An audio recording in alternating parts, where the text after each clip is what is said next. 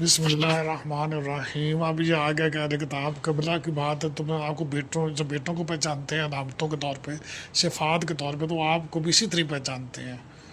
اللہ تعالیٰ کی ذات دیکھیں، یہ ہمیں وضاحت دے رہے ہیں، کھل کے بتا رہے ہیں کہ تم کی شرارت اور ان کی جو بغض تھا ان کے اندر، اور جو کتمان حق کی ان کے اندر، وہ جبلت سے زیادہ بہتر کہنا چاہیے کہ ان کا جو ضد اور اناعت تھی کتمان حق کے معاملے میں.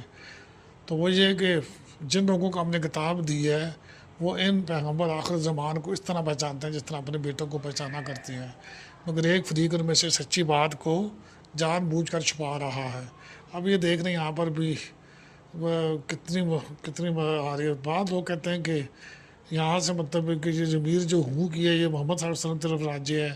بعض مفسرین نے کہا کہ علم یا قرآن یا تعبیر قبرہ کی طرف راجع ہے، لیکن بہتر یہ ہے کہ یہ نبی کریم صلی اللہ علیہ وسلم طرح راجع مانی جائے، کیونکہ یہاں بیٹوں کا ذکر ہے نا.